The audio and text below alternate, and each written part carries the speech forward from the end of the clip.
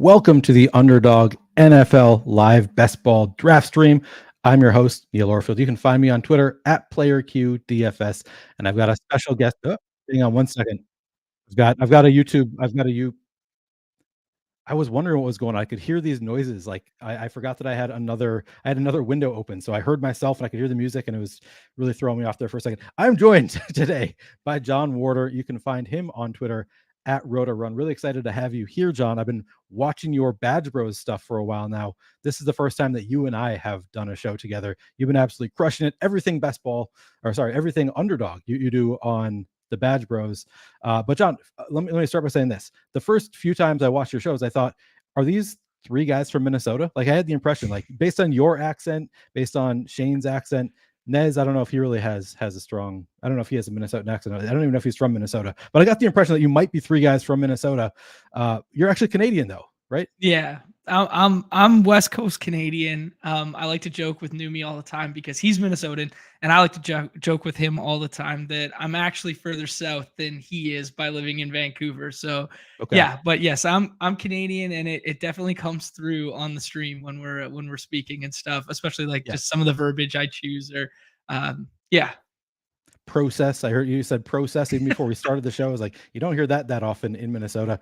I see Shane is already in chat. He says John's basically a Minnesotan by association at this point. Is Nez also Minnesotan, or is he just No, he's from PA. He's a Pittsburgh guy, and now he lives in like Texas area, Austin area of Texas. Okay, cool.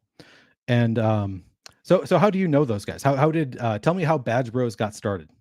Honestly, it was last summer grinding the daily contest and just kept seeing each other's names at the top of the leaderboard. Tracked each other down, Twitter, Discord, whatever, and then mutual admiration of skill set, I guess. And it was just kind of like, hey, let's just start talking about this amongst the three of us. Then I was like, well, we're having these conversations. Why don't we just start streaming them for people? Like, none of us are attempting to do this for a living. We're having success at it, but we may as well just put it out there, see if people respond. And it's been nice. It's been humbling that people have actually cared because we're just three guys who play a lot on the site, right? We've had moderate success, but like I think it resonates with people that we're just kind of like chill, even keel, joking, laughing, and occasionally I say something smart or one of the boys says something smart. No, yeah, I mean it's always, I enjoy your streams because you are so laid back about it. Like you seem like you've been friends for a while too. Like you have very good chemistry between the three of you. Feels like you're longtime friends. So I thought maybe you're like friends from college or something. Maybe you grew up together or something. Like was kind of my initial impression when I thought you guys might be like three Minnesota boys who all grew up together or something like that. Not the case at all though. Just three successful underdog players who found each other. That It's is funny. very cool. It's funny that it meshed so well, like so early too. Like there was definitely like a little bit of road bumps in the beginning. We've been doing it. I mean, we're almost at like 300 shows or something like that. So Wow. we're getting up there. It's pretty good. But yeah, we joke now that it's just kind of like Numi's our kid brother. Me and Nez are, kind of just bully him sometimes, and this little rapport, right? But it's just like we all just like one of us said the other day, it's like, I can't believe I haven't known you guys my whole life, right? Like just the Right. vibe that it gets along. So yeah, I mean, very, very fortunate that I ran into those two gentlemen on the internet, and now we get to do this. Yeah. And also I should say, so I don't think I've seen either of them do content. I guess Nez has his new Nez Take site, but I in video form, the first time seeing any of you was individually off of your YouTube page. Was you went on Pete Overzet's Best Ball After Dark, I think is the name of his show. I'm not sure exactly what the name is, but I thought that was really illuminating, really interesting to hear about your background a little bit. You're a poker player, former professional poker player, which I had no idea before watching that show.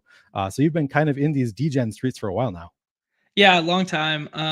Basically like mid college, I shifted out of the business school direction and started taking easier shit because I found a path through poker where I was making more money during college, just playing poker on my laptop in the library instead of actually focusing on my studies. And then that kind of just spiraled where I would start traveling on weekends, come back for 4 days of class, blah, blah, blah, turned into being Supernova Elite on Poker Stars, turned into some sponsorship stuff. And then I just kind of just rode with it. Primarily cash game grinder. Never really any big MTT success, especially live. I just punted in every live 10K I ever played in my life. But yeah, I don't know. It was a very fun lifestyle for a long time, and I went really hard, like kind of full circle in terms of lifestyle in like the COVID window. Just like I went full grinder mode from kind of like the early 2010s. I kind of circled back and was like, I'm getting all the way back in there. But yeah, Nice. and then just kind of very natural path to finding draft originally, and then that spiraled into finding Underdog, and actually tried to build a best ball site in between there somewhere, Oh, and wow. have always loved the ecosystem, loved the game. Yeah, and I just find this so damn fun to talk about. And it's cool. I mean, another cool thing to see, and we're going to jump into a draft, guys, in just a minute. But it's been cool to see the way like Underdog has embraced you too. Like they seem to like Yeah. tweet at you. I think you were just on the Underdog YouTube channel of like this past week, right? So it seems like they have embraced what you're doing as well, which is cool to see. Yeah, they took us under their wing very early. That they were very supportive, and then they actually, kind of retained us for Tuesdays and Thursdays doing baseball content on their Underdog channel right now. So we Okay. do Underdog HQ channel. We do every Tuesday and Thursday at 12 p.m. Eastern. We do daily baseball content, and we were doing the seventh inning stretch before that. And now we're just kind of hoping that trickles into football and see where we wind up. Awesome. Yeah, no, it's very cool to see that. All right, we will jump into a draft here. First, I want to say two things. First of all, I want to say, guys, if you have not yet signed up for Underdog, we have a deal going right now, which you can find. I've pinned it into chat, or you can find it in the link in the description of this video. It's going to be your first deposit matched up to $100, and also our best ball package. So you're going to get both the first deposit matched up to $100, and then the stochastic best ball package, which includes Matt Kajeski's rankings. That's kind of the most important thing that we offer best ball wise. That is not free is the rankings from Matt Kajeski, which then you can download the CSV, upload them directly onto Underdog. Very cool. So check that out if you haven't already. The link again is in chat. It's also in the description of this video. And then I also wanted to show, if you have not yet signed up, subscribe to the Badge Bros YouTube channel. Here it is.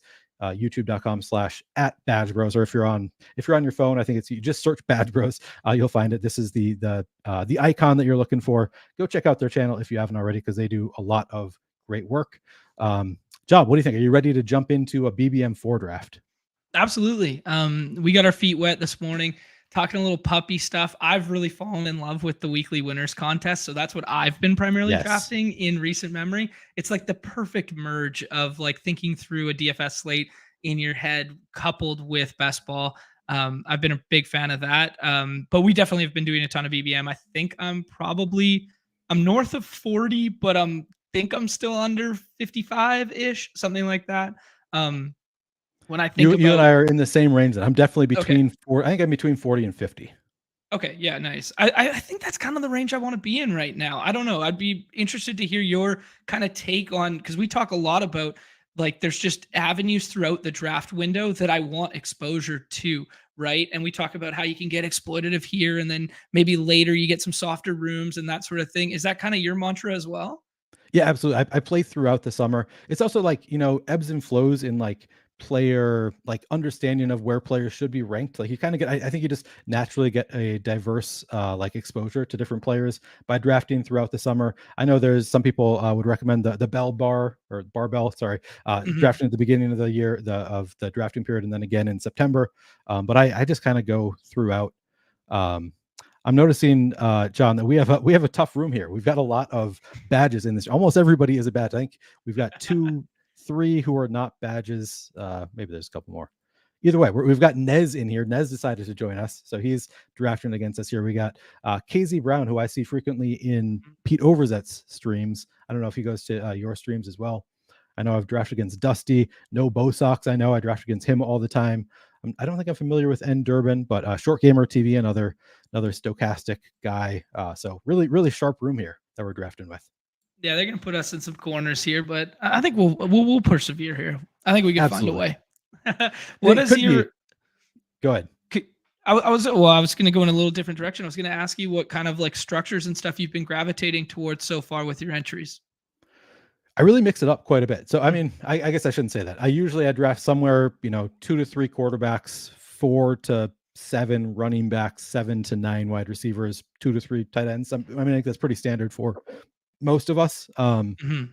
I don't know that I haven't done a lot of playing around this year. Like last year, I think I did a little bit more experimental with like just three elite running back builds kind of things, going hyper fragile there.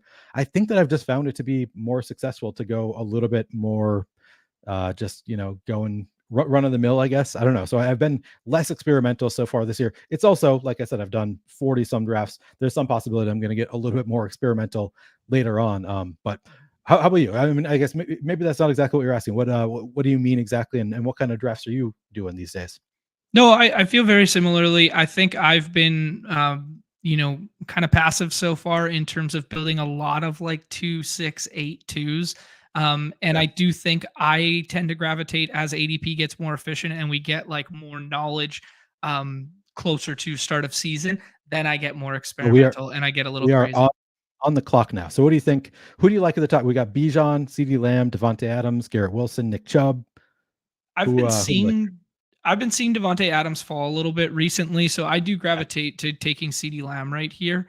Okay. Um, Over I Bijan. You're not a Bijan guy. Yeah, I I'm down wouldn't for it. classify myself not as a Bijan guy. I just currently am not as at the price tag. I think if everything breaks right for him, it makes a lot of sense to be going in this range. I think if Okay. he breaks off an electric run You want to go in the Devontae here, preseason. or Mhm. Devontae or Garrett Wilson? What do you think? Or I somebody prefer else? Devontae. I All prefer right. I Devontae. like Yeah. Devontae too. Mhm. All right. Making it It's easy on us. interesting. I can tell that you have Matt's rankings in here because of where Josh Jacobs is. I know. Because Yeah. that was the number one thing I noticed with the stochastic rankings. Yep. Yeah, and Matt does it more based on projections. Like he doesn't, I don't think, factor in ADP as much. Although I think he's changed it a little bit, like maybe a little bit more projecting or basing it a little bit, trying to get more even with the field slightly. But yeah, still very much just projections based, which it's kind of hard to do. Like so, some of these, like Mhm. clearly Josh Jacobs. I mean, today, if we one thing that we may have learned today is that there is some risk associated with Josh Jacobs, Saquon Barkley, having there's some holdout risk there. So, but it's hard. You can't really factor that in easily with projections. So I don't know.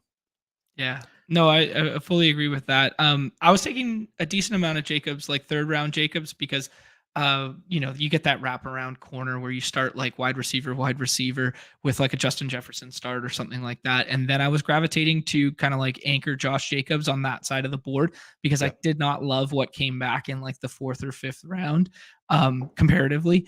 Um, but now, yes, with this holdout risk, and I mean, dude, shout out to Hayden the other week. We did a weekly winners one today, and he's like, you got to get ahead of this Samir White stuff. Like, he's like, you got to be Really? taking him in the weekly winner stuff. And he was saying that, like, I guess it was almost 10 days ago now. And oh, well, here we go. It'd be very interesting to see where Samir White ends up in the next week or two. I mean, he could push, 16th, 15th round, like maybe even higher. I don't know where you come out on that one. Yeah, no, I could definitely see him rising. I hadn't been drafting any of Zamir White until I don't know if it was Derek Brown or somebody posted a lineup with Mhm. Zamir White in their screenshot, and I was like, yeah, I should probably thinking about drafting a little bit of Zamir White. So like I really hadn't been, and then I started adding him to my 18th round list. So I probably have 3 or 4 shares. I probably still don't have nearly enough Zamir White, but I have started drafting a little bit there after seeing that screenshot. And obviously at this point, I'm glad that I have a lot more Josh Jacobs. So I'm still very much hoping that Josh Jacobs does not hold out, but Yeah. at I least mean, I have a he's few been shares there. very vocal about his comments about like kind of setting precedent for the running back position going I know. forward, which kind of scares me right now. Yeah, I mean it scares me too, and yeah, do you think the ADP is going to drop like into like the mid 30s, maybe even back to like 40 or so for Josh Jacobs? Do you think it's going to stay steady?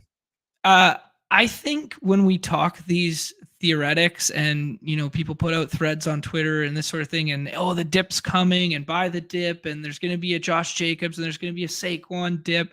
I think the theoretical always outweighs the actual. Yep. So I think in isolated drafts, you will see screenshots of lineups where he does fall to, 38, 40 potentially. I don't think Saquon ever gets that far, but I No. could see Saquon falling to like 28, 31, like something in that kind of range. But I will be a buyer in those avenues, absolutely. Yep. and he won't be falling that far in my drafts. So Yep.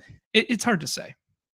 I'm with you. Yeah, I agree. Like it will happen here and there. Like if the draft room is filled with, players who don't want to be drafting Josh Jacobs, have that reservation, then sure it'll happen here or there, but probably not all that often where he falls to like 40. We're Absolutely. coming up on our next pick pretty soon here. So we've got 2 wide receivers so far. CeeDee We're gonna Lamb, have that. Devontae We're gonna have Adams. that Jacobs decision here with You think Devontae so? Adams. We might end up with that decision. I mean, that was what's his name? The guy who did streams with Pete Overzet on Friday's last NFL season always said every week one of the 2 of them is going to have a big week, Josh Jacobs or Devontae Adams. And it Yeah. held true for a lot of the year. Yeah. No, it absolutely did. So I would have no issue taking both of them if we do have that decision. Yeah. I mean, any of these top 5 I'd be happy with, to be honest. Now top 4. Lamar, I'm a huge Lamar Jackson fan. I think he's might be my highest exposed quarterback, but Short Gamer got him.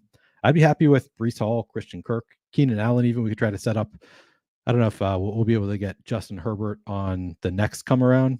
All right, Josh Jacobs went. What do you think of Christian Kirk, Breece Hall? I prefer Breece Hall to Christian Kirk. We also Both have in Christian Kirk as an general. ADP of 50. Like we don't need to take him here. We could definitely wait, and he's been sliding a little bit because of the FUD around the Evan Ingram contract, how they kind of like overlap in skill set and role. Breece Hall, if you get good camp news, like he's going to be a crazy riser. We're going to look back on this 3rd round Breece Hall and be like, they brought in Aaron Rodgers, this whole setup. He set up so well for success, and all it was an injury designation that scared us, right? Right. All right, we've got our turn again. Keenan Allen, Jerry Jeudy, Najee Harris. Who do you like here? I am Allen over the bunch in this range. I do like Joe Mixon more than the field. But Enough I think to Keenan take him Allen here? sets up probably not. We could at least hope with Keenan Allen that we get Justin Herbert on the come around. There's a chance at least he falls to us. Yeah.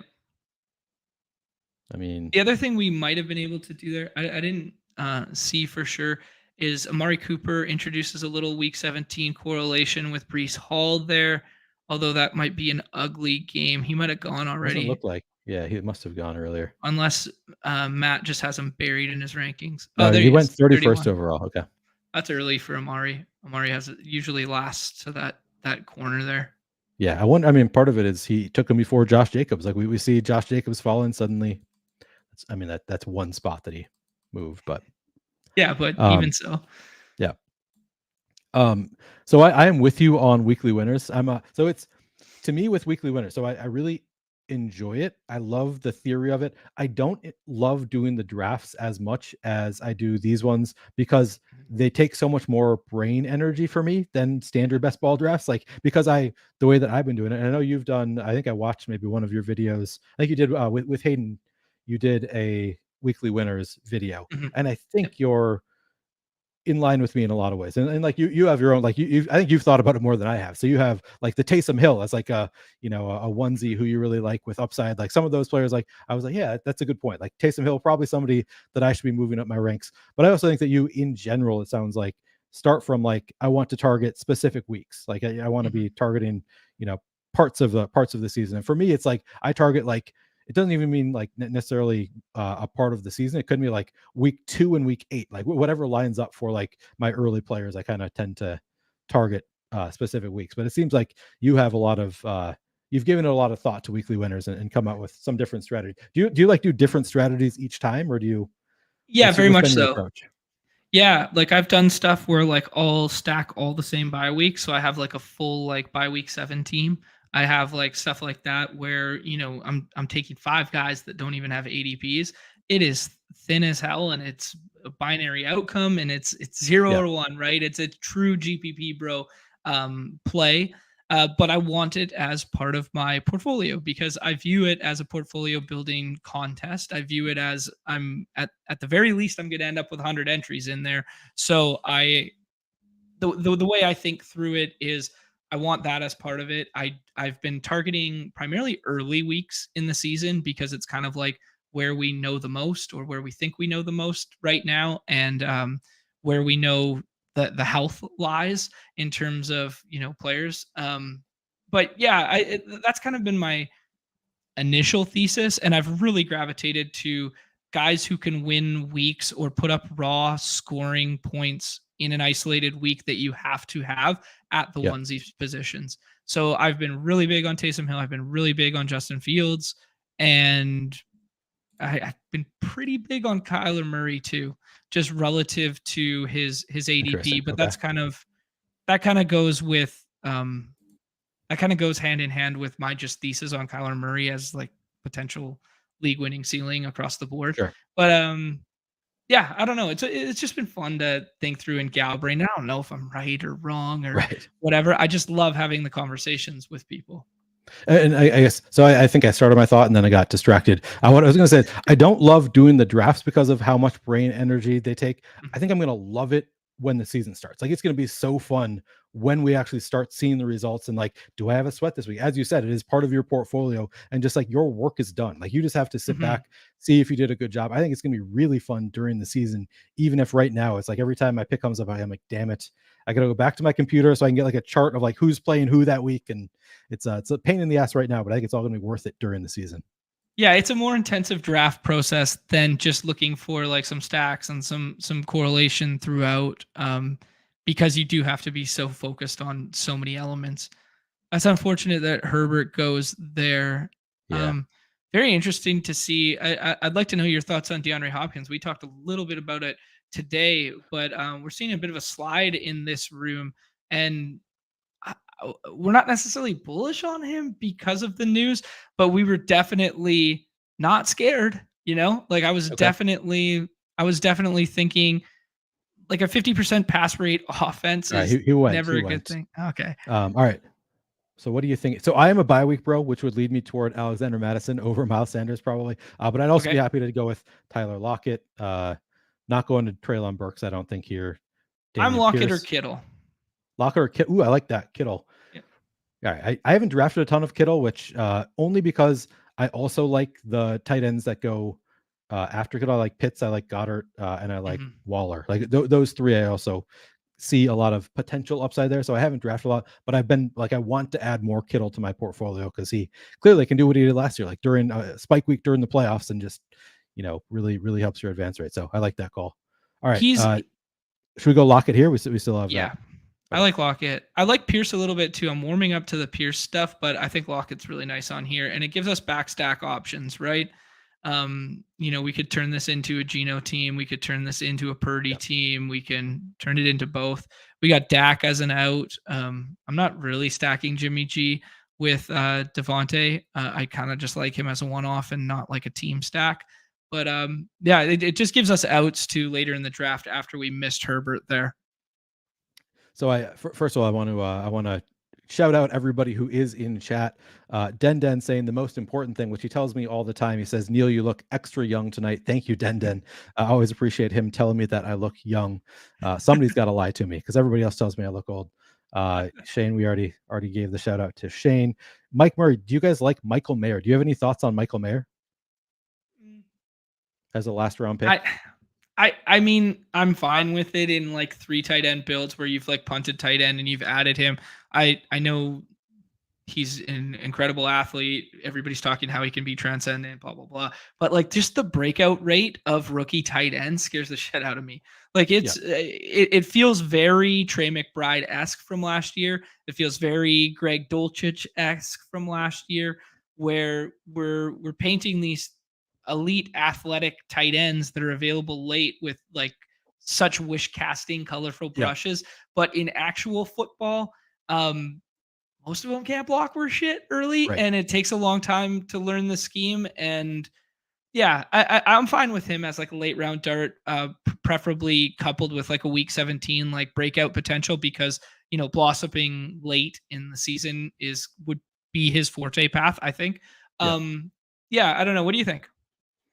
Yeah, so I haven't drafted a ton of him. I feel the same way that you do. Like, I don't really have a strong take on it. He certainly has upside. I've seen the upside case posted in different places. I end up taking a veteran typically. Like, I end up going with Hunter Henry, Hayden Hurst, sometimes Logan Thomas. Like I tend to go veterans over rookies in that last round pick, because usually if I'm going to a last round tight end, it's because I need a tight end and I just don't trust rookies to really get there. And if I were to take one, it would probably be Luke Musgrave first, I think. Okay. Yeah. But and maybe I need to build in some more, but typically I'm just going with the veterans. Oh, here it is. I missed it. I was so close. There's a mosquito. I guess I was before the show, so people don't know there is a mosquito that is taunting me in my office right now, and I hate it. So close there. All right. Oh, that's good. Jewish McCaffrey says can never go wrong with Brees. That was a while ago. Yeah.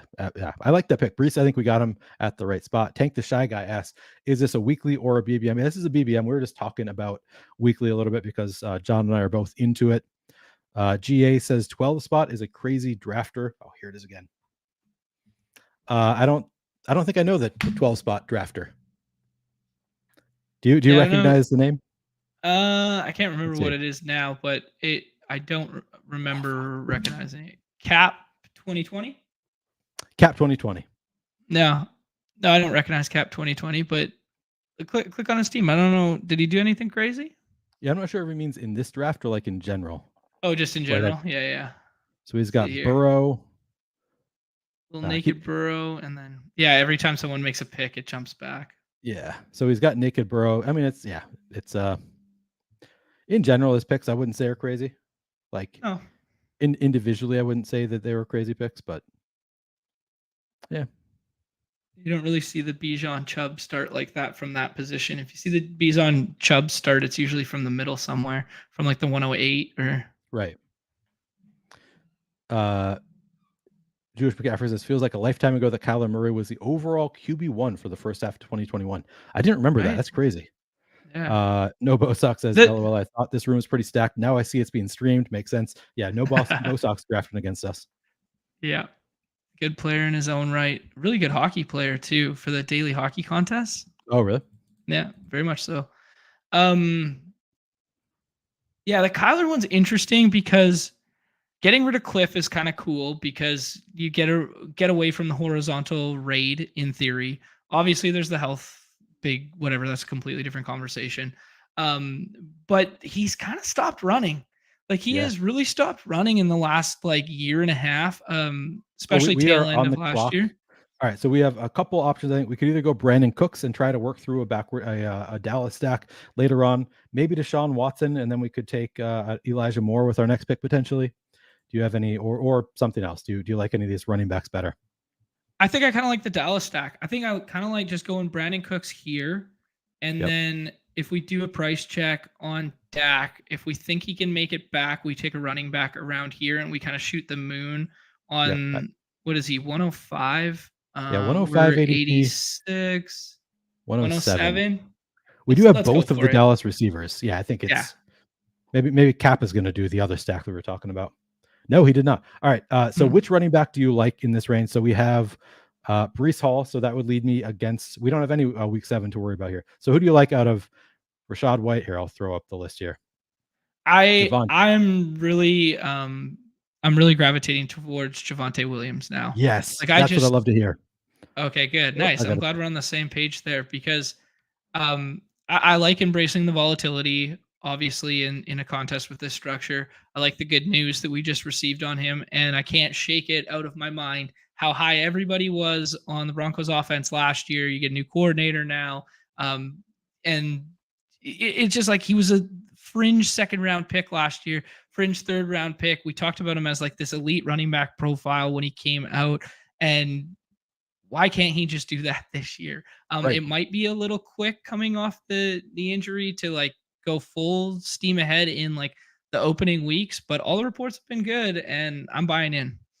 I'm buying in too. I didn't draft any like for the first month. I drafted very, very little and drafted more P Ryan. And then since he's been practicing, since I talked it over with Gajeski a little bit, I was like, yeah, he's practicing already. Like we got the news that we need to start feeling confident that he's going to be healthy at some point, probably early in the year, if not week 1. So with that kind of talent, I'm with you. I like the volatility there.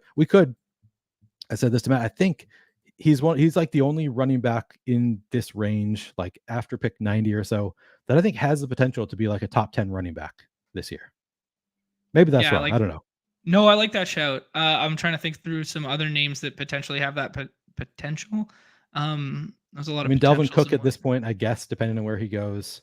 Yeah, I mean the shoulder and the age thing just kind of he was so inefficient last year, right? I mean, even in a good offense, even in like he kind of had all the paths to succeed last year, and he was still inefficient by like a lot of advanced metrics. Yeah, So I have been a little out on Dalvin, much to my co-host Numi's chagrin there, but yeah, I think just I tend to agree with you in that range. Like I'm never taking White or Kamara over Javonte Williams just because I don't think they offer the same ceiling because of the Tampa Bay offense I view as slightly capped despite yeah. showing the pass catching ability last year. And then Kamara looming suspension. I think Javonte plays a game before Kamara plays a game. So I think so too. yeah. And now we got Nathaniel Hackett is gone. So it's like, I think Mhm. Hackett may have been a big reason that the offense really struggled last year. Bringing in Sean Payton is such a huge, and I'm not a Sean Payton fan at all, but clearly a huge upgrade over Nathaniel Yeah. Hackett at coach. Yeah, So just a lot of absolutely. reason for optimism around that whole offense. Yeah, absolutely. I haven't been taking a ton of Judy like early, but I've Me neither. definitely been mixing in a good amount of Sutton just because of the price tag and a little bit of Mims, not quite. I was really big on like some dusty veteran back stack early from like the 17th and 18th round of doing like a mini week 17 correlation of Tim Patrick and Joshua Palmer. I've Yep. kind of softened my stance on that. That was just kind of like a follow the money. Like they believe they're professional wide receivers and getting the bag a little bit. So, you know, go with that. It does feel kind of like shooting the moon with KJ Hamler last year and just making the same Yeah. mistake all over again. But I don't know. I think there's reason for optimism in Denver. I think there is too. I mean, Hamler was hurt, wasn't he? Like basically all year. So Mhm. that's like you can't really predict that Yeah. necessarily. So, yeah, I've been doing. I think I've been doing more of Tim Patrick than Marvin Mims. I've started drafting Marvin Mims recently after I saw some people that I respect really shouting him out, talking him up on Twitter a little bit, and I've been like, all right, maybe I need some of this guy. Like, he's not somebody that had been really on my radar at all because I don't really watch college football. I don't watch college football, so sometimes I miss out on some of the college players until people start talking about them. But a few years back, that was how I ended up on Chase Claypool his rookie year. Was people were talking about him on Twitter, and I was like, all right, I guess I got to add that guy to my pool, and he was great. Mhm. So Yeah, that's kind of like I'm very like eyes open, not strong stance this time of year especially, yeah, and I'm kind of just there's a lot of people who do a lot of very intelligent football research that are way sharper than I doing this sort of thing. And I mean, you can get lost in all the content that's available sometimes, but there's a lot of, good stuff that we should just be listening to. all right, we Um, got Dak here. We got our first quarterback. Assuming we want love to it. take him here. Yeah. Yep, absolutely. Yeah, we don't know what Cap's going to do if he's a rogue drafter on the end there. He might just think a little naked Dak is going to stack well with his Burrow there. All right, and then we've got one, Interesting to two, see five, one. both Matt and some other sites are very high on Rondell Moore. Yeah. I've been doing it, but I don't know if right, wrong, whatever. It's just very interesting to see the overlap in kind of like the Rondell Moore crowd. I mean, he must Um, just project well. All right. mhm. Do you want to go there, or should we? Do you want to go to Delvin here? You want to make Shane happy, Yeah, I'm fine with that. I mean, we're getting like damn near or 20. all right? Yeah. Let's do Yeah, it. Let's do it. okay. Well, I think we need running back anyways. I I think mean, given the 20 place drop, mhm, like I haven't drafted much Delvin Cook at all, and I feel like you got to take advantage of like these are the spots where you want to be taking it, right? Where he has fallen in ADP, 20 passes ADP. I feel like that's kind of the right spot to take Delvin Cook. So I'm happy with that. mhm. Yeah, I would definitely agree with you there. Where do you think he lands? Like his final 80. Oh, what team? Mhm. Hopefully Cincinnati to just screw over all of the Mixon people because I have very little Joe Mixon. I think that is a possibility for him. Yeah. Um, could end up in like Kansas City, which would kind of screw me over as somebody who's drafted a ton of CEH in the last round and some Mhm. Jerick McKinnon. And I wouldn't love it. I don't know. I I like the don't have a CEH strong take. shout. I like the Have, CEH shout. I mean, they clearly really liked him coming out. He was hurt the majority of last year. They worked to get him back in for the Super Bowl. It just didn't work out. Um, but yeah, it's just very interesting that we've gone from like, hey, he was a fifth overall pick in fantasy. He was a first round pick in NFL draft. He's an Andy Reid running back in one of the most pass happy, greatest offenses of all time. And he's available in the 20th round every single time because yeah. of a 30-plus-year-old Jerick McKinnon signing another 1-year deal. And because we saw a couple decent games from Isaiah Pacheco. Yeah, I think I've been gravitating him more so in the weekly winners for like some early season upside potential. And haven't done a ton in BBM. Definitely open to it, but I think that's a nice shout. Yeah, he's somebody that I draft, fairly frequently in the last round, and I'm sure that he is not taken in every draft, which kind of love that too. Like players that are not going to be in every draft room, they're not going to be there. It's helpful to have them, assuming that Mhm. you can advance them. So, Actually, um, I'm gonna look something up right now. We've been tracking. I don't know if you've been following along or even in our Discord or anything like that, but we've been, I say we, but a friend of the show and member of the Discord there, Chad, he's been tracking a bunch of BBM draft boards that we've all kind of like shared and put together. And oh, it's nice. damn near like 400 and something drafts now. And I could tell you, it just helps us predict ownership, right? Or project ownership, I guess. Probably not the right word, but Yeah, I mean, it seems right. Yeah, it's project it's ownership. better than not having it is kind of what I always say. Whether it's representative of the sample, whether it's 100% accurate, like I don't care. It gives us a little ballpark thing to talk through. And currently, according to our data, Clyde Edwards-Helaire has been drafted 35% of the time, and he's only been stacked 6% of the time. Hmm. And that is in I can't find the total draft number right now. I think when I last checked, it was for 410 drafts, something like that. So So I know Chad Mashke. I know I follow him on yes, Twitter. I've yeah, seen some of the exactly. stuff that he posts. Yeah, really, really interesting stuff. Really appreciate the work that he does. I don't think that I'm in your Discord. So do you have your own Badge Bros Discord, or is it a subset Mm. of the Pete Overzet Discord?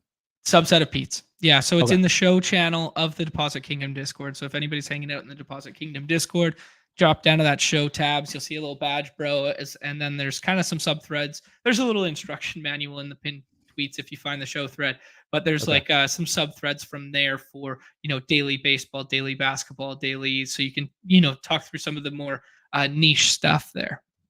So I'm pretty sure that I at least at one point was a part of the Deposit Kingdom Discord, but Hmm. at the time I was so overwhelmed by all of the different types of the discords in there. I think if I go back now, I'll like understand it better because I have more Discord experience now. It like scared me how much stuff was going on in that Discord the first time I checked out. All right, we are I was up a next. full-fledged Discord boomer too. Really? I like the ambiguity of the Miami backfield. I kind of like just taking a shot on one of the three. It doesn't necessarily have to be Mostert here. Yeah, most are Gallup way too early here. creates Gallup creates the super stack. I do like a super stack. I don't hate a Okay, super stack. perfect. Um, you want to go with that? I'm happy Yeah, to do that. absolutely. The Miami backfield, man, I struggle with it. I mean, we obviously are not taking Raheem Mostert this far ahead of ADP, but Hmm. I tend to just take Jeff Wilson just because he's the last one that goes, and because he's 4 years younger than Raheem Mostert. So I haven't drafted a ton of A Chain. I haven't drafted a ton of Mostert. I usually draft Jeff Wilson, but Mostert clearly does have upside for where he goes in draft. So I'm coming around to it a little bit after. All right, we should pick here. Do we have any Detroit? Probably not yet. We can get some Detroit late. I'm thinking about the Week 17 correlation with the Dallas stuff. Um, I wouldn't. Okay, we're gonna run out of time here. Jarek McKinnon I like or Schultz. Schultz. I think we could do Schultz? Schultz and Deal. shut it down at tight end. Yep. All right. We did that. We got our Dalton Schultz. We are done at tight end. And it also gives us another backstack option to a game environment that I kind of like in Week 17 now. Now that we see what the Tennessee Titans are playing for, right? Like we see that Tennessee is playing for win now. We get them in 15 and 17 versus Houston. So we could open up a little backdoor Tennessee something here. I mean, naked Tannehill isn't amazing, but if we want to make a 3 quarterback build, this team could easily be undervalued Tannehill plus CJ Shrout as a mini stack, or Yep. we could do Shrout and there's Mechke back there. There's Robert Woods in the last round. Some options, right? Yeah, for sure, some options. And yeah, I like you called out that this would have to be a 3 QB build because it's they have the same bye week, Dak Prescott Mhm. and Ryan Tannehill, but different ways to build that one. Yeah, I like that call. Yeah, I'm trying to see, like, we don't have that many great. I guess we could do Jimmy G as a stacking partner with Devontae Adams later on. Purdy's fun. I do. Oh yeah, you're right. We have Kittle. That would be my top option for sure. I've been drafting more and more Purdy when I can. Let's see. We had some. Nez said, so that's where my Burrow went. Yeah, Nez got sniped by a guy who had 0 pass catchers to go with him. Shane says Kyler got all his gaming out of his system while he was rehabbing, about to be locked in. Yeah, hopefully, because I have a lot of the pass catchers for Arizona, so hopefully he's locked in. And then Jewish McCaffrey asks, what do you guys think Swift's ceiling is for this ceiling? That's for this season. What do you think? It's a very good question. Uh, I don't think it's as high as everyone thinks it is. Um, I think they like Penny. I think they made the move for Penny first for a reason. I think they love Gainwell and Boston Scott. Yeah, I think they end up carrying four running backs. The cleanest path in my mind to Swift's relevancy is completely supplanting Gainwell as the third down guy, as the pass catching guy, as the zone run scheme from shotgun, like that sort of deal. I think that's his path to relevancy, and I think it's a very nice one. But the goal line stuff is extremely limited. When you saw the most effective goal line rushing play in the history of football last year with the yeah, Jalen Hurts, whatever the butt push is. the butt push. Yeah, Yeah. Yeah. So I don't like him at his price tag. I don't take a ton of him unless he's stacked, which seems counterintuitive to stack running back with rushing quarterback. But I do think his best path to relevancy is as a pass catching running back. So I do kind of I view him as like slightly richer Jerick McKinnon. Good yeah. offense, pass catching role. Yeah, I don't know. How about you? Yeah, I mean, I think that seems about right. Like, it's tough because the upside seemed so unlimited when he was in Detroit, and it was just like, if Mhm. they just like used him how we want him to, he's going to be so good. And now he moves to a better offense, and I think people are seeing that as like he could have been so good in Detroit. And now he's in an offense that could take advantage of him, but I don't know. It's do you think that he is so? I think this came up when we were talking about Javonte Williams having, being the last running back who has top 10 upside, and like Swift does go before Javonte Williams, but do you think that he has any path to top 10 running back upside? I Yes, think it's but I yeah, don't think it's as clean as Javante's. yeah. I think I agree with that. Like Javonte is pretty clearly the RB1 if he's healthy and running well, but Swift just has so much competition there. It's a little bit tough. Mhm. Yeah, All fully right, so we're agree. coming up here. We could take Purdy with one of these picks. I don't know if we want to take him first or second. What do we have at running back here in this range, both in terms of the ranks and the ADP? Yeah, so we do. I mean, we could take Mostert with one of these two picks at this point. We could take Deontay Foreman, Tyjae Spears, Jerome Ford. I'm Let's not big see. on Ford. We could I take think they Gainwell bring here. in something else. You think so? Yeah. I don't have any strong feeling there. Yeah, I've been taking a lot of Nez has convinced me a lot on the Foreman stuff as just kind of like their big guy, their goal line guy. They clearly don't love Herbert to bring in multiple running backs after, despite what he did last year. I think you can go ahead and take either quarterback if you want to do that. If we want to get the Purdy stack, I think it's entirely fine All because right, I let's do don't Purdy, have a and strong lean on any of these running backs. I don't really Um, either. So we could Yeah. go Foreman next. I think at this point I talked myself into a corner where I wrote or I did a video on how much I don't like Mostert. So now I'm like, I don't want to draft him early. Yeah. So I so I like have your Jeff Wilson thesis. Let's do. I've been taking a lot of Leonard Fournette. It might be a little early for that. I like Foreman though. I like Foreman. Let's go with Foreman here because I Okay. do think that like that's another murky backfield where he could end up being the RB1. Mhm. And if we're looking for usable weeks early in the season on this team, like fading dead roster spots, we don't know where Dalvin's going to land. Brees Hall, we hope he's ready for week one. Javante, we hope he's ready for week one. But like this might turn into a 6, maybe even a 7 running back build just because we need usable weeks early. And if we're looking for usable weeks, a veteran running back who just got moved into an offense that we think is going to be slightly improved feels good. Yeah. I'm liking the way I feel like at this point we are in a comfortable position where like we have a good base at literally every position at this point, I think. Mhm. So we can kind of What do just you take what we want going forward. Yeah, I agree. What would you think about adding like purely hypothetical, but like adding like Zeke to this team as like a tiebreaker over someone else because you think there's still a path to the Dallas thing? Does that factor in your decision making, or would you not want that? Is that over correlated? What would you do with that? I think it's a positive correlation. Mhm. Yeah, I don't hate, and I probably drafted 0 shares of Zeke. I think he was on my list of running backs that I'm not drafting, where he was going in draft. So, Mhm. similar to Mostert, and both of them. Since I did that, I'm like, I have thought about it more, and I'm like, yeah, but I can kind of see the upside there. Like, I hate it. I hate the picks. I don't want to make those picks. I like other picks better, but also you can clearly see the upside to both of those guys. Like, if Zeke does, like, I think that's probably the best case scenario for Zeke is going back to Dallas because he's comfortable with the offense. They're comfortable with him. He's gonna have a role if he goes back to Dallas. If he goes anywhere else, I'm not confident that Zeke earns himself a role, but in Dallas in particular, and that might be the most likely spot for him too. So you can clearly see the upside there. Yeah, so I think that I would go either Raheem Mostert or Jeff Wilson before I went to Zeke, but Okay. I do see like in this build in particular, like this would be a spot where I would consider taking him when I've already got when it is a full Dallas stack here. I like I would that. say it's a Um, positive that we have a Dallas stack. I like your Jeff Wilson stance too, because I mean Raheem Mostert and A Chain, I think there's a lot of overlap in their skill sets.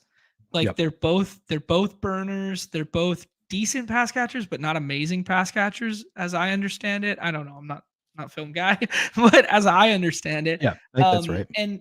and I mean H8's kind of small. Jeff Wilson feels like he's the biggest of the bunch. He feels like he could be the goal line option for them early.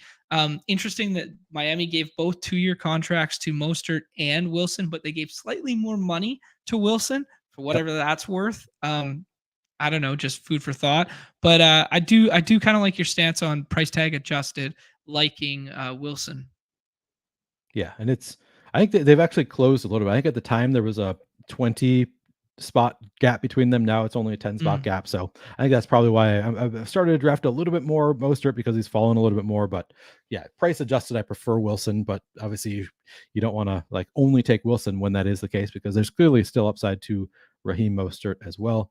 Uh, some of the Gerardo fastest says sprint scores last year, like just from any player, like some of the fastest sprint scores. So Mostert. means Yeah, yeah, speed he's a, kills, right? he's he's a speed. I mean, yeah, it's like you can see the upside with a speedster. All right, there he goes to no Bo Sox. Gerardo says this team needs CPAT. Yeah, I do like CPAT as a last round flyer. I take him, and similar to Clyde Zeller. It's like, yeah, Mhm. like it's not necessarily a clean path, but like you can totally see a path for both these. It's a little bit different because CPAT, it's like, is it going to be a running back? Is he going to be a receiver? How are they going to use him? They have so much talent on the team at this point, but I feel like he's still got a role, so I still take him some. He's the Taysom Hill of the running back position for a different That's right. offense, right? Yeah. Absolutely.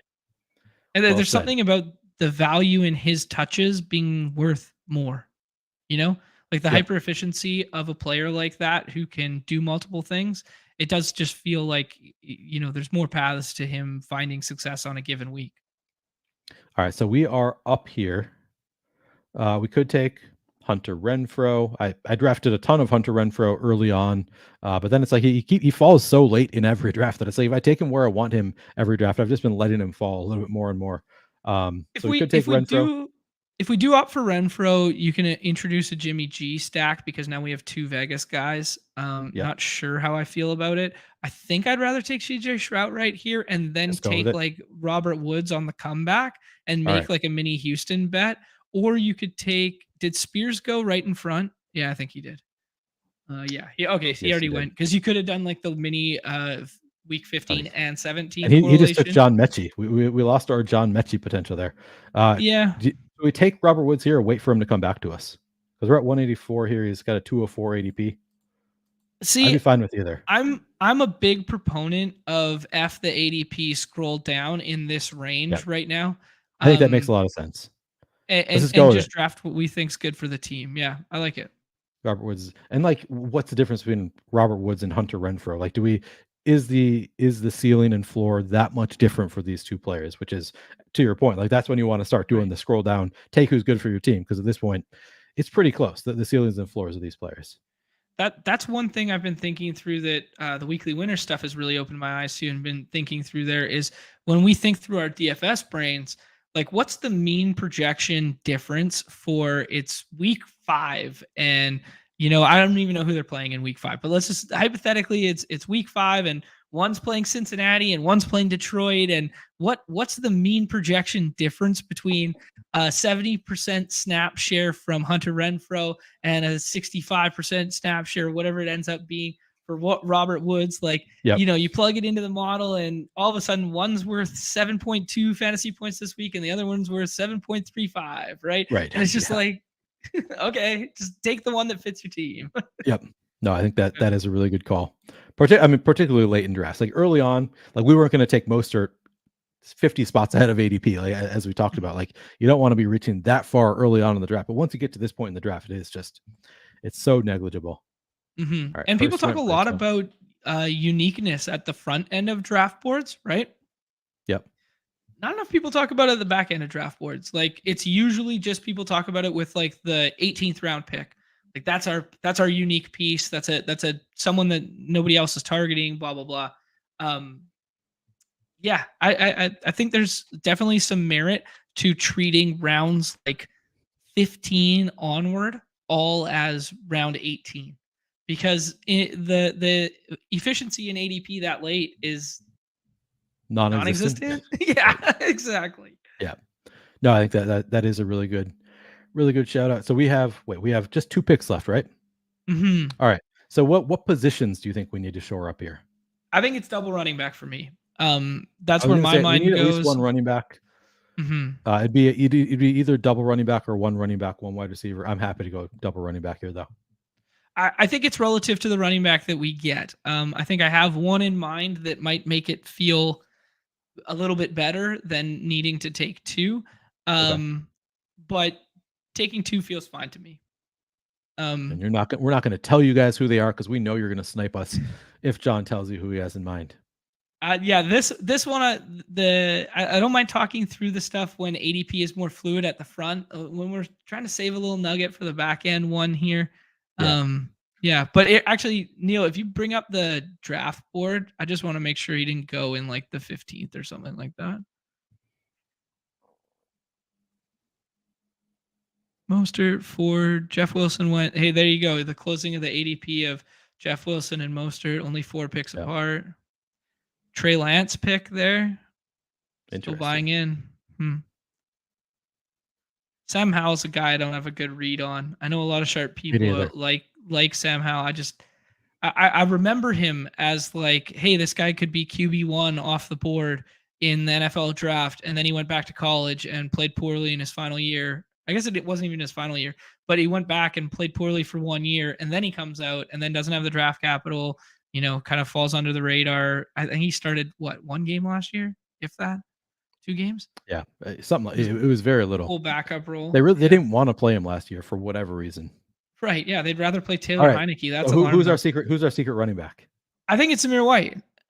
Oh yeah, good call. That is yeah. It's so obvious after you say it. Right, yeah. I just don't think the market's caught up. It's not top of mind right there yet. And it just kind of feels good as a potential like ceiling and floor play if we get hold out early or we get ceiling of late. All right. Do we? I mean, Gerardo said we need CPAT. I'd be happy to go CPAT. I'd be happy to go Josh Kelly, Pierre Strong, Leonard Fournette. What do you like here? I like CPAT or Lenny. You can pick between the two. I'm gonna go CPAT because Gerardo thinks we need him, and it's a good way to break a tie. Perfect. Love it. Yeah, I found myself taking a lot of Leonard Fournette in these late rounds, and I don't know if it's a good thing. I think it's just because it's a comfortable name to click comparative to the other ones where we don't really know anything yet. So there's probably more. So I think I've drafted a good amount of Leonard Fournette. I think he's been falling more and more recently too. But I feel like there's more upside lately. Or I guess there's more upside in Leonard Fournette than most late round running backs because we don't know where he's going to land. Like he could land somewhere and take on like the workhorse back. Like, I don't know where he would be the lead running back, but like it's within his range of outcomes, I think, to take on a pretty big role right away. Maybe it is. I don't know. And initially I thought it was going to be Cincinnati and it was going to be a Mixon looming suspension or a Mixon even gets cut thing. And I mean, maybe it was a little bit of wish casting like a couple months ago that would happen. But yeah, I wasn't really on the Mixon train early. I'm warming up to it now, given just like the ceiling outcome potential from a 5th round pick might be unmatched, or 4th round pick now. But yeah, I was really hoping that was going to be the landing spot for Lenny. It made a lot of sense to me, like a win now team, a guy who can pass protect. I don't know. Jewish McCaffrey says, I avoided typing Zamir. LOL. Good pick. Yeah, it's thank you, Jewish McCaffrey. I know that he has finished his 150 draft, so he has nothing to gain or to lose by what we do here. What do you think about that strategy? Getting it all done early. I mean, I think that Jewish McCaffrey is just a madman. I don't know if it was a strategy. Maybe to tell us, Jewish McCaffrey, if it was a strategy to get it all done. I think he just couldn't help himself because every draft he does it immediately. Like every single draft that comes, every new contest that comes out, like within 2 days, you get that screenshot. Oh, I maxed it. So I don't know if it's necessarily a strategy or just he loves drafting. Yeah, he loves drafting football. That's for damn sure. He was good in the MLB NBA streets this year too. But I mean, ultimately, if it is, it probably is a strategy. I think it's a good one. I don't know. It's not my preferred strategy because I like taking on less risk by drafting throughout the summer, taking different stances throughout the year. But like drafting before a lot of stuff has happened, he might have several super teams that like you could not, it probably has many teams that none of us could draft at this point. So there's certainly merit to getting all your drafts done early. Yeah, I agree with you in terms of it being like a risk tolerance exercise, right? Because we have so much data now that shows that the more efficient ADP gets, the later in the window, those teams score higher, but they are the least likely to be extreme outlying scoring teams, right? So, yeah. Let's take a look at so I wasn't paying attention to like what Nez drafted. So Nez ended up with Anthony Richardson, who do you have with Michael Pittman? So he's got the Pittman stack with Richardson, Alec Pierce in there as well.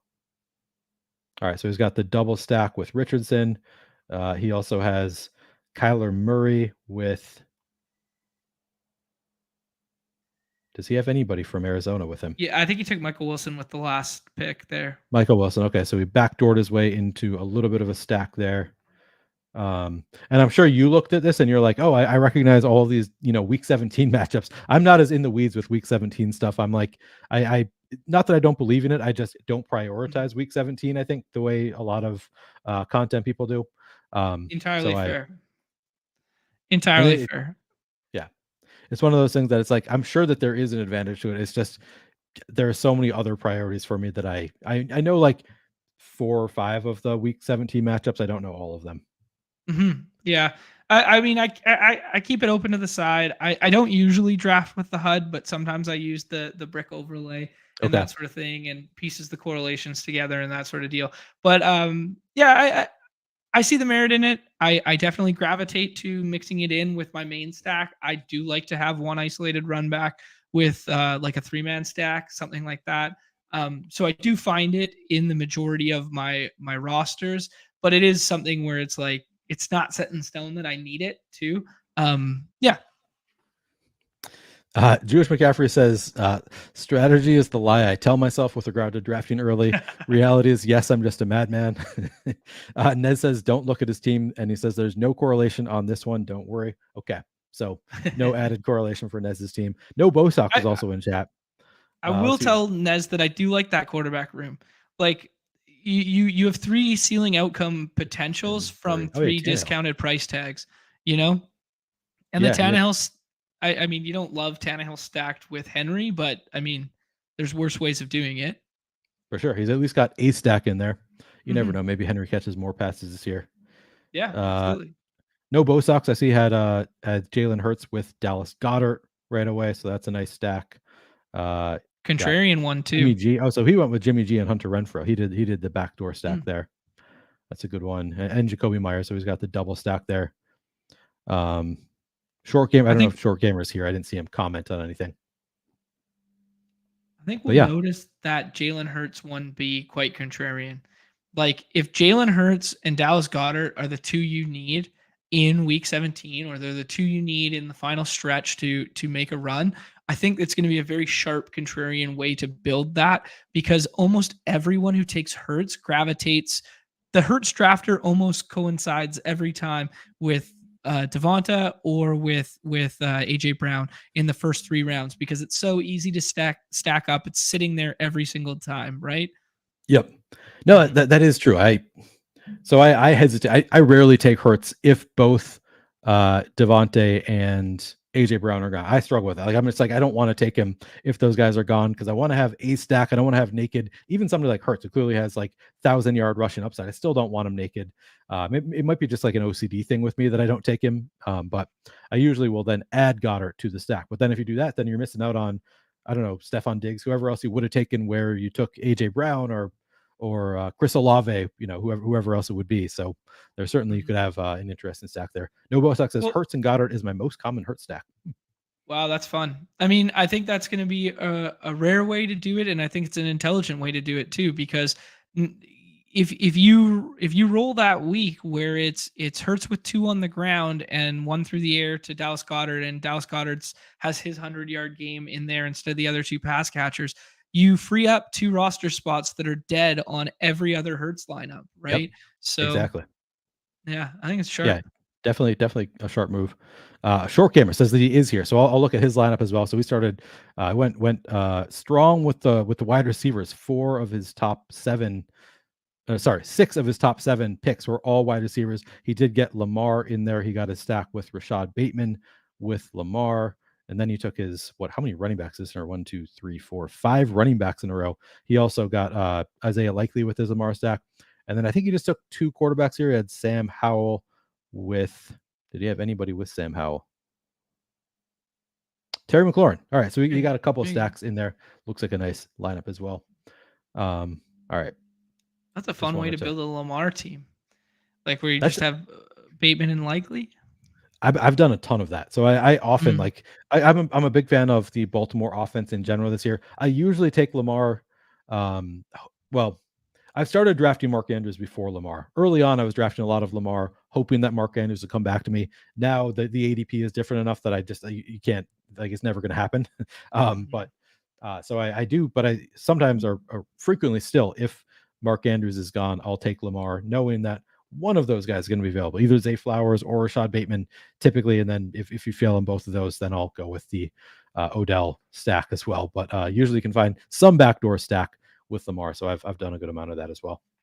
Yeah, I like that, because the only way to really realistically do the Lamar Andrews without just like praying that it happens is to do it from the 1 or the 2 hole there, where you take the elite wide receiver to start and then you just double tap it on the 2-3 turn. That's basically the only way to do it now. The way ADP is shaken up. Yep. Good call. All right. So we did our, so I went over this on the last show. I went over it on Twitter. The way I'm doing this is I'm not going to ask you for any payment, but I'm not going to pay you out unless we win at least 5 figures. Does that work for you? Or if you want to, you That can just send me 12.50. But I think that's just a good way to do it in general. Not have to worry no, about the I hassle of small banks. I think that's the perfect way to execute it. Yeah, we do basically the exact same thing on our show where it's a free Oh, do roll you? for yeah, free roll for the guest basically Yeah. for yeah.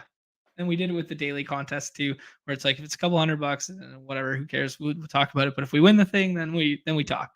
Yeah, Yeah. if we win the thing, then obviously we're gonna split the money. But short of of at least 10K, I feel like it's like it's not worth the hassle of tracking these things. And um, yeah, and it's a, free roll the guest because you're doing me a favor coming on my show, which I appreciate very much. You coming on, it's fun chatting this stuff. Look, doing the draft with you, getting some unique perspectives on it.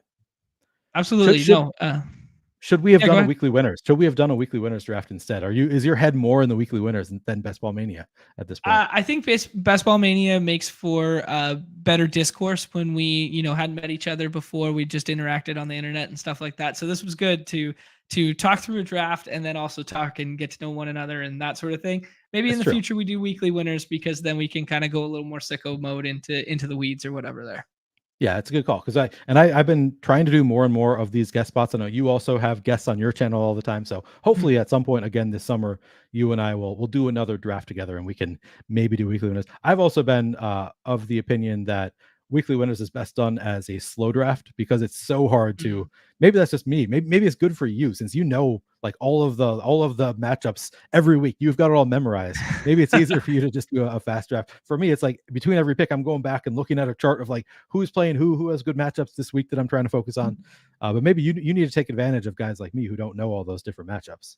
I think the fast drafts work well for me, but I as GA is alluding to in the chat, I am extremely gal brain and very few people agree with the decisions that I make in an isolated moment in those drafts. So maybe they're better served for not drafting with other people. But yeah, I don't know. It's fun. I think It'd it's be a good. tough one to draft with other people. Yeah, It's good shock value. yeah. I like that. Jewish McCaffrey says, Neil, if it wins, you pay his manager Numi. So is that correct? If we win money, I gotta send Shane some money. Yeah, I mean, he's got a small cut of everything I do. He gets a little 3% managerial fee Oh, for nice. booking this endeavor. You know. Sure. Yeah, it was great. He did a lot of work booking this for you. So Yeah. Numi says, great stream. Thank you, Shane. Jewish says, John's been running the solvers for weekly winners for the past few weeks. I feel so. I've seen reference to people like I've heard multiple people talk about doing sims for weekly winners. And I'm like, I don't really know that it's possible to do good sims for weekly. I've seen references to it. I don't totally think that you can do that useful of sims with the data we have. And I could be completely wrong because I don't do my own sims. But it I seems like it'd be something that would be really difficult to do with zero history of this. I think we're 2 years away from being 2 years away of that sort of thing. I mean, if you think about the evolution curve of DFS and just the tools in which you guys offer at Stochastic and stuff, like the MLB Sim tool, like that thing. I mean, we were thinking about it 5 years ago, but it wasn't Right. possible 5 years ago, and now it's one of the best tools out there for MLB dailies, right? Period. Right. So, I as much as we'd like to think that there's no efficient way to do sims right now, there's definitely some ways to attempt. Right. But Right. uh, yeah, I mean, we're years away from years away. I mean, we can't even build sims for best ball, really. I mean, we can kind of build sims for best ball, but not to the extent in which we would like to be able to, or the accuracy which we'd like to be able to right now. So yeah, I mean, I'm not running sims on weekly winners right now. Right. Yeah. And I don't know if any, maybe some people are, but I'm not really convinced that anybody is doing it Mhm. in a way that's going to be accurate at all. Cause you kind of need to know like how the draft, like ADP, stuff like that, how the drafts go. I don't know. Maybe I'm completely wrong, but seems like a difficult nut to crack to me. But Yeah, I mean, I think maybe you could do something small with like just if you had the best, most effective team totals from isolated weeks, and then you kind of build in the DFS correlation patterns of like stacking and not overstacking, yeah, and running backs with running backs paid from the same game environment negatively correlated, blah blah blah. And you go through like building out a model of that, like because we've had some people on our show like Easy, Eric, who's always in our Discord, like he built out a HUD tool where it'll give you the best week 16 or week 15 through 17 correlations for BBM, and you progressively enter your picks as you go. there's a lot of inherent biases in it, because where do you pull the rankings from? Where do you what's the initial source of projection? Blah blah blah. But it's something, and Yeah. it's a beautiful something to start with. But people are going to keep developing on that, and I think if BBM is just at that point, I mean, we're 2-3 years away from seeing it in BBM, which means we're probably 2-3 years from that seeing it in weekly winners. So, Yeah. Yeah. but this fast evolving space, it's very cool. Yeah, no, you make a good point. You can at least sim out the games, see like which players more often have the spike weeks in certain weeks. Like you can do that kind of thing and build around it that way a little bit. But yeah, it's I think you say it right. 2 years away from being 2 years away from really good sims. But John, I've had you here for over an hour. I really do appreciate you coming on the stream. It was a lot of fun to have you here. Where can people find you? They can find me at Rotorun there Yep. on Twitter. At the Badge Bros on Twitter is our show account. We're in the Deposit Kingdom Discord, and we are Badge Bros on YouTube, and we stream every single day under that channel. We're on the Underdog channel as well, so you probably want to subscribe to that one as well. But we are there at least Monday, Wednesday, Friday. We do weekly winners every Wednesday now, and we are doing primarily football content and some daily baseball for the foreseeable future, and then we'll be mixing in some NBA basketball as soon as that contest drops as well. So yeah, and then maybe a little bit of golf next week too. So basically anything being played on Underdog, we're going to find a way to bring people content on it, and we'll be there at 12 p.m. Eastern almost every day. Perfect. All right. Well, thank you very much, John. Again, go follow him on Twitter at RotoRun. Go follow him on YouTube, the Badge Bros channel here. Check it out if you haven't already. Really cool channel. As John said, they're doing stuff all day, every day. They're doing a lot of content for you. So check them out if you haven't already. Thank you guys very much for watching. And if you haven't already hit the like button, really does help us out a lot. So please give us a like if you haven't done so. Subscribe to the channel, and we will catch you later.